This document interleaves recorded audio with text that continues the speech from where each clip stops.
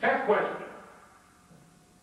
The individual who is most responsible for the success of the Selma bus boycott.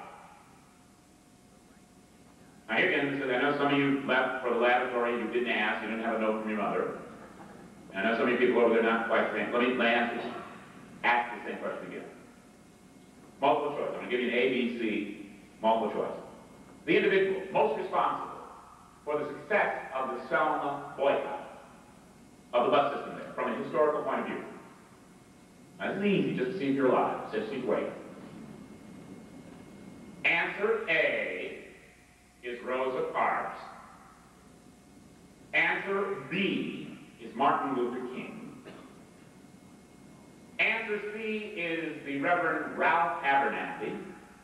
And answer D is Adolf Hitler.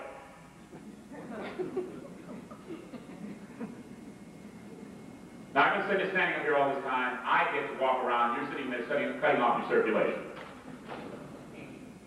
I'm going to let each of you just make some noise to help the circulation.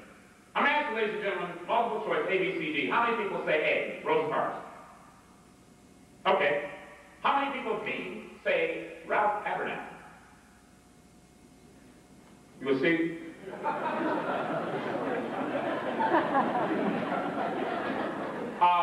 I was just testing you.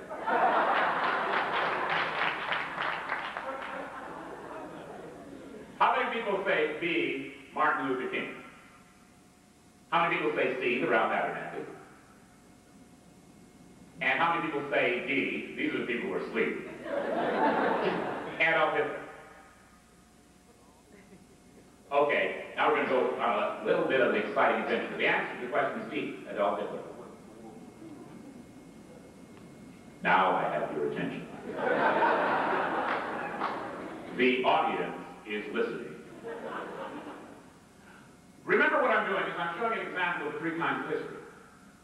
And I'm going to show you that example in the context of this Selma and the whole generation that we call the Civil Rights Movement. I'm going to give you, 1, the history that has been told to you as to why that whole thing happened and how it worked. And then 2, I'm going to give you a model which will show you what actually was going on. The popular model of what happened with the civil rights movement is Martin Luther King and really a tremendous group of black men and women, after having sat around for 200 years, just finally got tired of it. That's the first element of the popular version of history. And after they got tired of it, 200 years of this, they said, no, today, tomorrow, that's it. After they got tired of it, then the second thing that happened was our white brothers and sisters. Folks get nervous anytime you guys meet. So I always like to make it clear, you know, some of my best friends are white. I'm not going to say anything radical. If you gave me a multiple choice question and you mentioned Louis Farrakhan's name, I'd have no idea what you're talking about.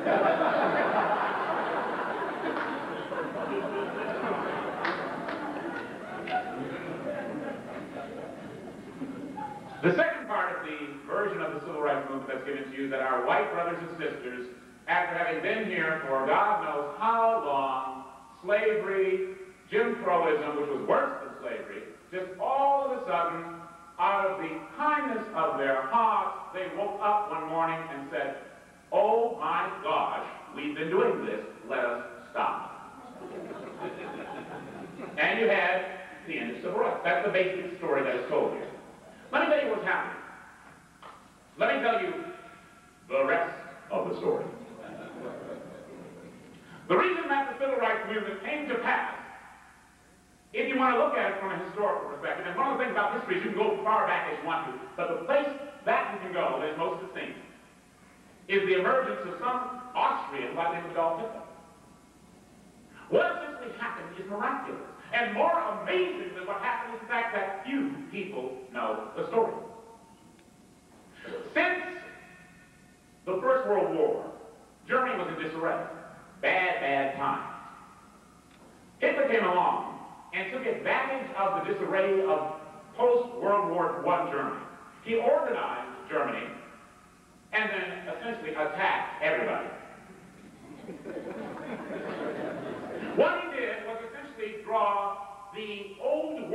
we call it, into a war that was primarily France and England. Those were the power structures. What the old world, France and England, had to do was amazing. The first thing they did is they went off to Africa. They armed the Africans with guns and with the history that it is right to fight for freedom. They've been telling them all the time before that, Gandhi and all, chill out, it's, violence thing's not so cool. But with the World War, with the Second World War, Europe had to arm Africa. Not only with guns, but more importantly with the concept that men have the right to fight and die for freedom. Second World War destroyed England and France. At the end of the war, they had no power. They did not have the armies or the natural resources to go back into Africa and reestablish colonial rule. No Hitler, no death of Europe, no emancipation of Africa. The second thing that it did was that it essentially set up the structure, and this is very important, for what would become a free and powerful Russia, and that's simply free from Europe, and the ensuing Cold War. What that meant, and this is a fascinating concept, it meant that our white brothers and sisters in the international picture were divided into two camps. The commies on one side and the Western world on the other. This was the most significant and advantageous thing that could have happened to the continent of Africa. Because from the Second World War on, Africa literally played the white communists against the white capitalists to secure Africa's freedom. Africa had all of the resources that America had now depleted. It's interesting, I love to talk about the real history because if you talk about the real history, ladies and gentlemen, I can connect some things for you that you never even thought were vaguely associated. As long as there is Star Wars, for example, there will be apartheid. Why? Because the metals that they use to make most of the technology that flies in war, there are two places on the face of the earth you can find them. One is in Soviet Russia, and the other, and as much stuff as these people have done to folks, they always want to use that defense. Apartheid will never end.